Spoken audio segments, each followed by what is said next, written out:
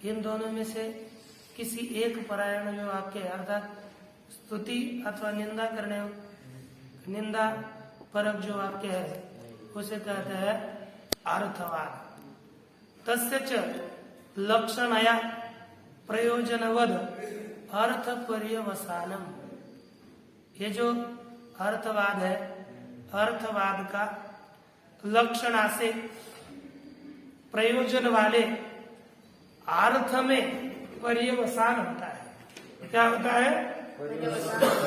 अर्थात इसका अपने में तात्पर्य नहीं है।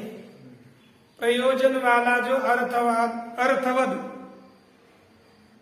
प्रयोजनवद अर्थे पर्यवसानम, प्रयोजन वाले अर्थ में उसका पर्यवसान होता है। यह लक्षणा से होता है ना।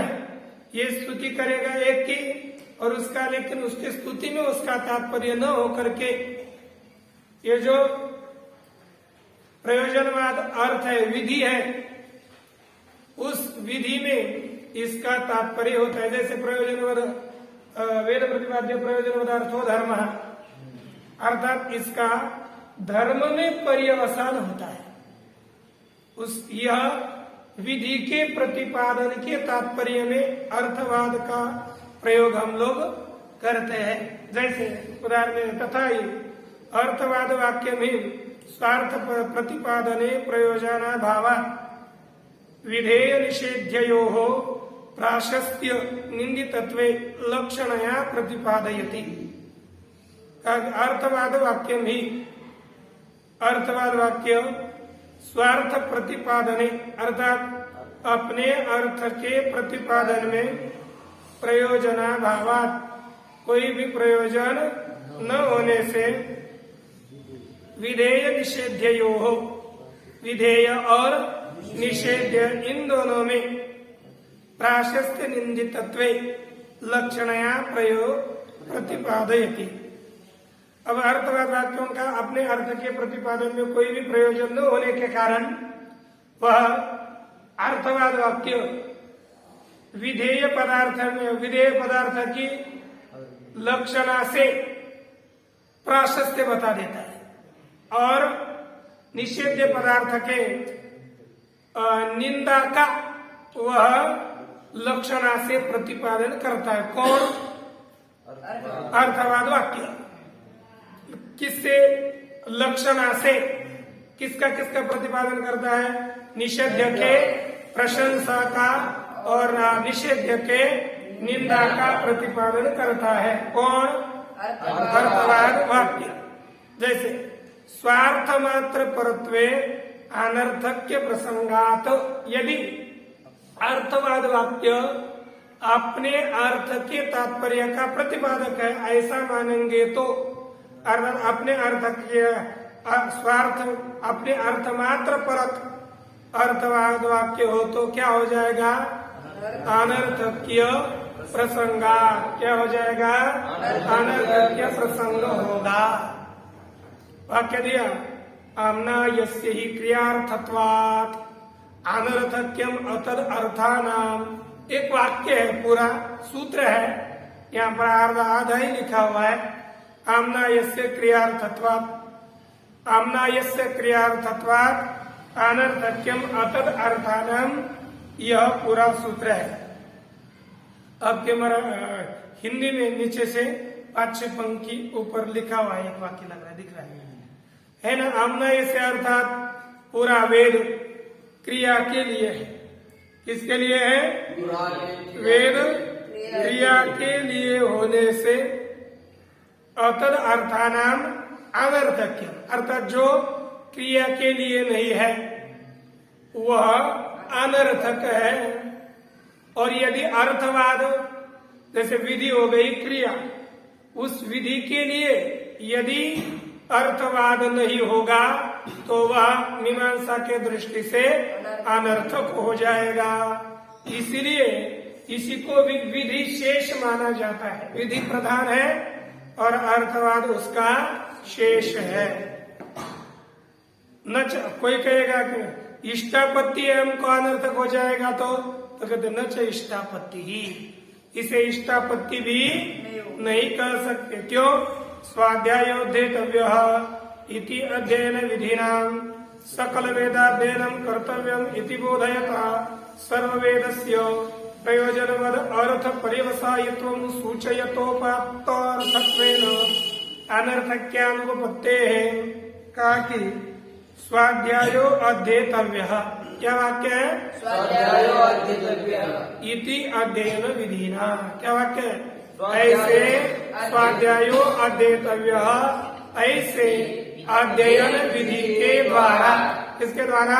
अध्ययन विधि के द्वारा सकल वेदाध्ययनम कर्तव्यम इति बोधयता, अर्थात संपूर्ण वेद का अध्ययन करना चाहिए, ऐसे बोधित कराने वाले अध्ययन विधि के द्वारा। पीछे आरोप करें, ऐसे है ना, सकल वेद का अध्ययन करना चाहिए, ऐसे बोधन करने वाले स्वाध्यायो अध्येतव्य इति अध्ययन विधिना, ऐसे अध्ययन विधि के द्वारा सर्व वेदस्य, अर्थात संपूर्ण वेदों का प्रयोजनवर्ध अर्थ पर्यवसायित्वम, अर्थात प्रयोजन अर्थात सफल अर्थ पर्यवसायित्व सूचयता, सूचित करने वाले अध्ययन विधि के द्वारा, है ना, उपात्तार्थत्वेन अनर्थक्यानुपपत्तेः।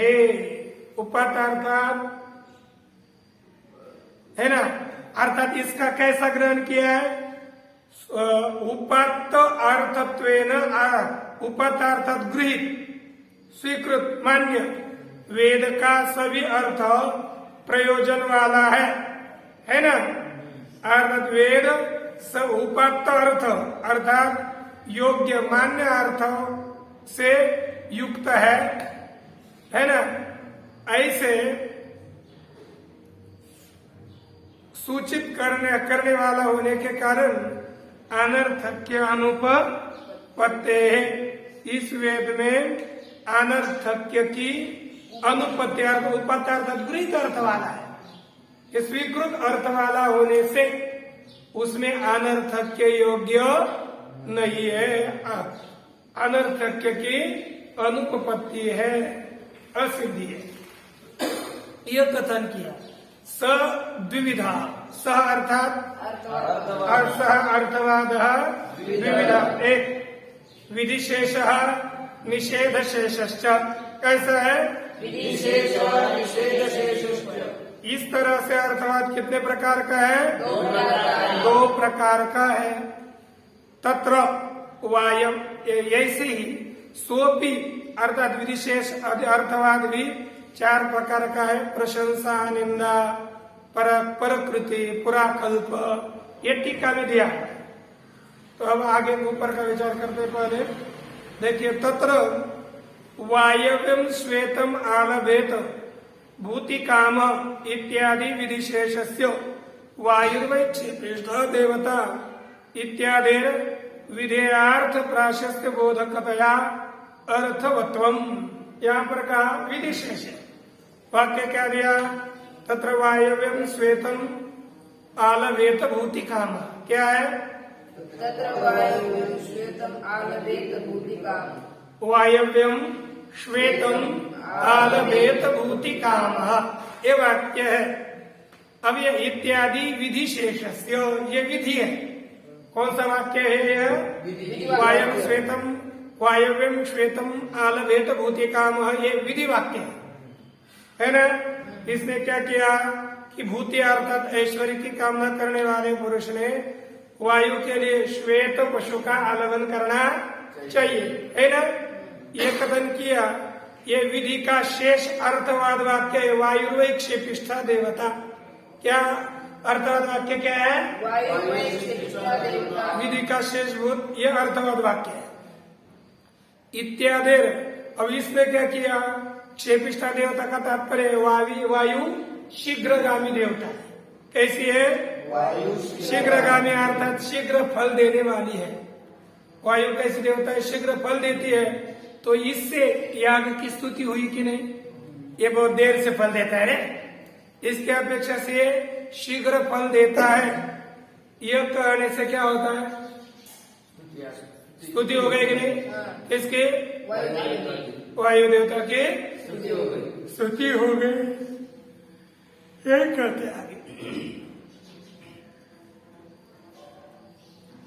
वायुर्वैक्षिपित देवता इत्यादि विधेयार्थ प्राशस्त्य बोधकतया, ये विधेय जो अर्थ उनके प्रशंसा का बोधक होने से अर्थवत्वम अर्थात सार्थकता है।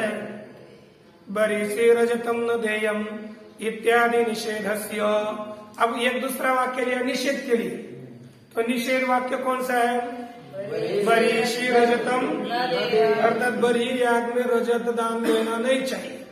क्यों नहीं देना चाहिए? उस रजत की निंदा करी, निंदा की बात में क्या?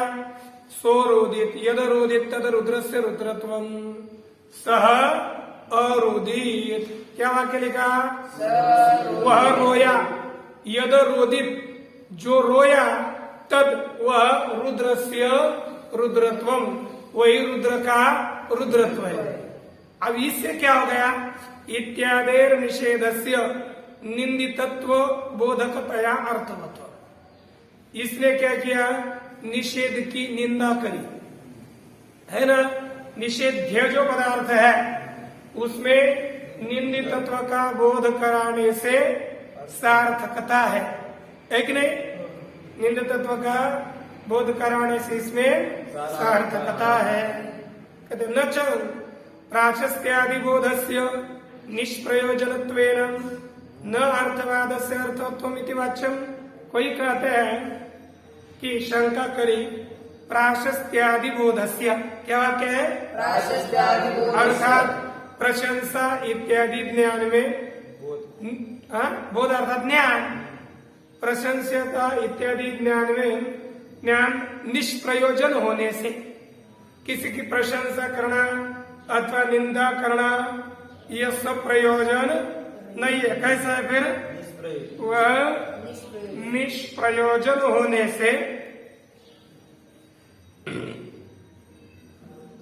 न अर्थवाद से अर्थवादत्वम अर्थवत्वम, अर्थवाद में अर्थवत्ता नहीं है। इति वाच्यम, तो उत्तर देते हैं न च वाच्यम आलस्यादिवशाद अप्रवर्तमानस्य पुंसः प्रवृत्त्यादि जनक्यत्वेन तद्बोधस्य उपयोगात्। क्या हो गया?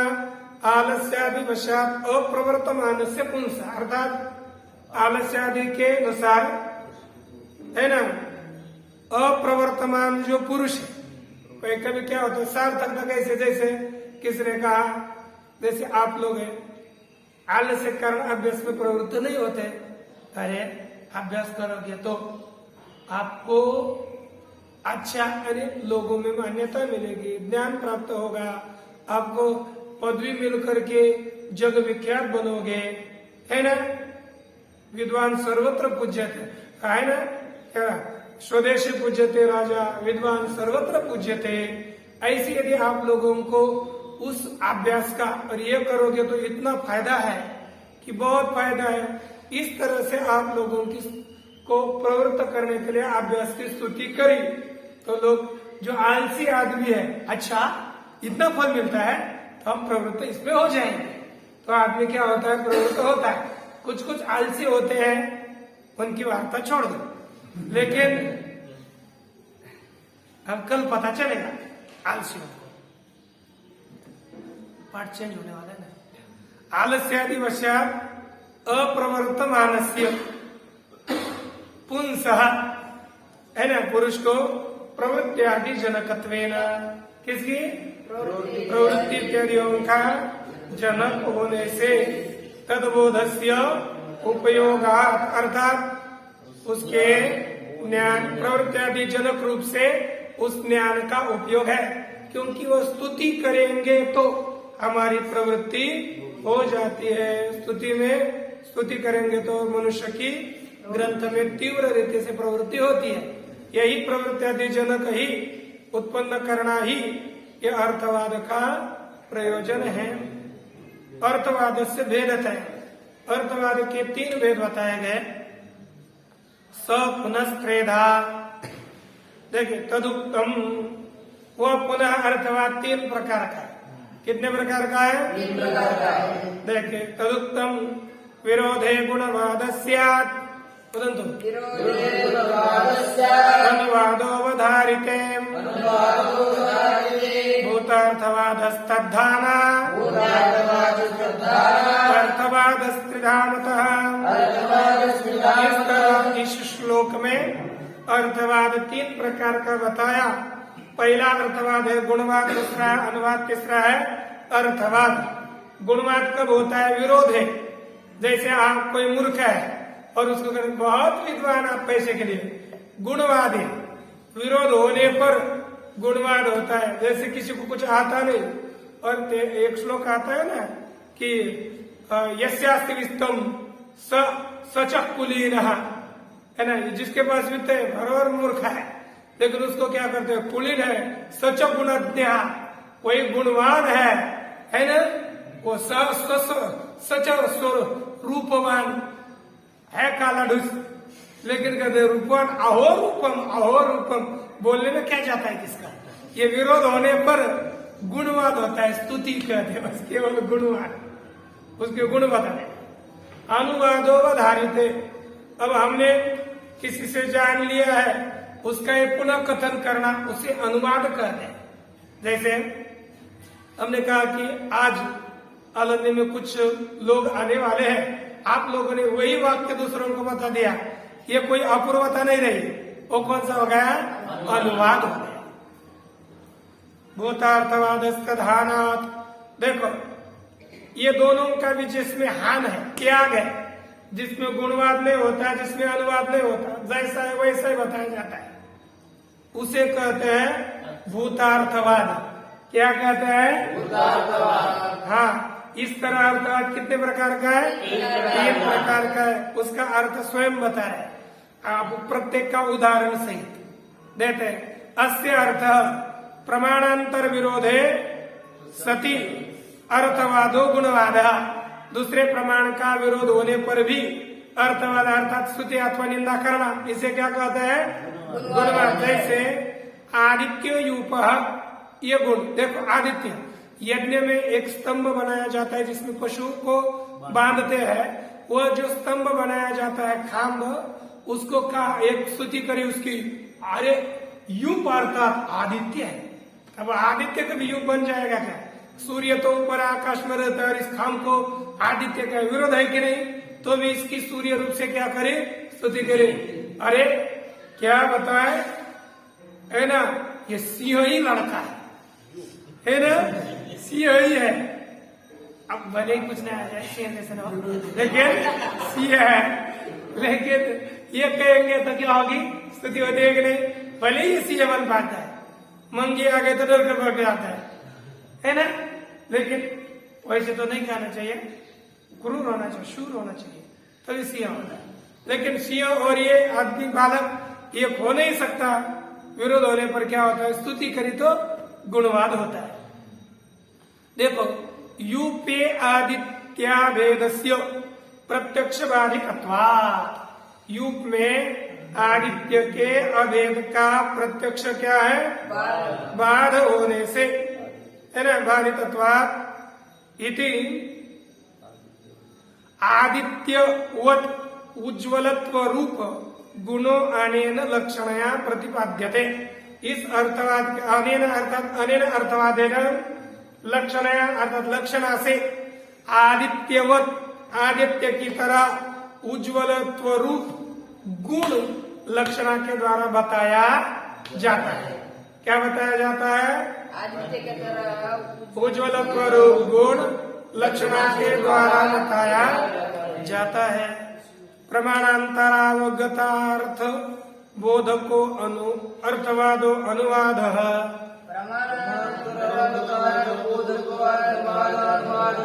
प्रमाणांतरावगतार्थ बोधको अर्थवादो अनुवाद।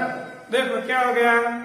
दूसरे प्रमाण के द्वारा अवगत अर्थात ज्ञात जो अर्थ है उसी को बोधित करने वाला जो अर्थवाद, उसे कहते हैं। अर्थात किसी प्रमाण से जिसको हमने जान लिया और उसको पुनः बता रहे हैं दूसरे प्रमाण से, तो उसे क्या कहेंगे? अनुवाद क्या होगा? अनुवाद। हाँ, यथा ये क्या हो गया? आप लोग को पता है कि आप हाँ गैस जलाओ, उसके ऊपर ऐसा हाथ रखो, क्या होगा? जलेगा। बड़ी ठंडी लगेगी, ठंडी के काल में उसके ऊपर ऐसा रखोगे तो क्या होगा? ठंडी दूर होगी, है कि नहीं? तो फिर क्या सिद्ध हो गया? अर्थात ठंडी रूपी रोग को दूर करना है तो अग्नि रूपी औषध की अपेक्षा है कि नहीं? ये आपको किसी ने बताना चाहिए कि पता है? हाँ, बताना चाहिए, बताना चाहिए। आग के पास जाने के बाद क्या होगा? ठंडी दूर होगी, ये तो किसी को बताना चाहिए। हाँ, आगे हमको पहले से पता है, ये आपने प्रत्यक्ष से पता है। और शास्त्र भी कहे अग्नि हिमत से भेषजम, अग्नि ठंड की औषधि है। तो ये क्या हो गया? अनुवाद।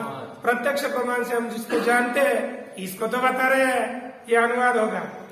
ये यथार्थ, इसको प्रामाणिक नहीं मानते। अग्नि हिमत से भेषजम इति अत्र हिम विरोधित्वात् अग्नौ प्रत्यक्ष है ना, हिम विरोधित्वस्य अग्नौ प्रत्यक्ष अवगतत्वात्, अर्थात अग्नि बर्फ की विरोधी है तो यह प्रत्यक्ष ज्ञात है। प्रमाणांतर विरोधी विरोध तत्प्राप्ति रहितार्थ बोधों को अर्थवाद है, भूतार्थवाद है। अर्थात जहाँ पर प्रमाणांतर का दूसरे प्रमाण का विरोध नहीं है और दूसरे प्रमाणांतर विरोध नहीं और प्रमाणांतर से उसकी प्राप्ति भी नहीं है, ऐसा जो है ना प्रमाणांतर रहित प्राप्ति रहित, अलग ऐसे करना है। प्रमाणांतर विरोध रहित और प्रमाणांतर प्राप्ति रहित जो बोधक अर्थवाद है उसे क्या कहते हैं? भूतार्थवाद। जैसे यथा इंद्रो वृत्राय वज्रम उदयच्छत इत्यादि, इंद्र ने वृत्र के लिए वज्र को उठाया। किस अपन प्रत्यक्ष प्रमाण से जानते हो? नहीं, किसी प्रमाण से नहीं जानते। ठीक है, इसका अनुवाद है कि श्रुति ने बताया है? नहीं है।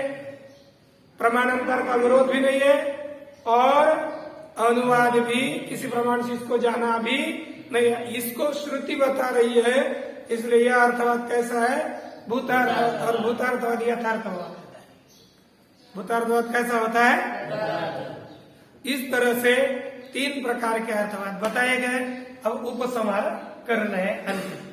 एवं यजेत स्वर्ग काम इत्यादि निखिल वेदस्य, इस तरह यजेत स्वर्ग काम इत्यादि संपूर्ण वेद में की साक्षात परंपरा है ना, या संपूर्ण वेद साक्षात अथवा परंपरा से यागादि धर्म प्रतिपादकत्वम सिद्धम, यह वेद यागादि धर्म का प्रतिपादन करने वाला है, यह सिद्ध हुआ। स्वयं धर्मो वह धर्म यद उद्देश्य विहिता, जिसको उद्देश्य करके विधान किया, जैसे वह धर्म या जिस स्वर्ग आदि के उद्देश्य से विधान किया गया भी तद उद्देश्य है ना, उस स्वर्ग आदि के उद्देश्य से क्रियमाण किया जाने वाला वह धर्म याग तद हेतु, अर्थात उसी स्वर्ग आदियों का हेतु होता है।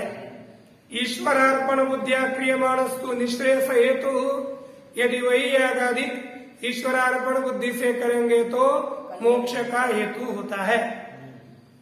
न च तदर्पण बुद्धि अनुष्ठान प्रमाणाभाव, ईश्वर कोई कहेगा, शंका करने वाला बोलता महाराज ईश्वरार्पण बुद्धि से कर्म का अनुष्ठान करने में कोई प्रमाण नहीं है, तो कहते हैं ऐसी बात नहीं है। क्यों?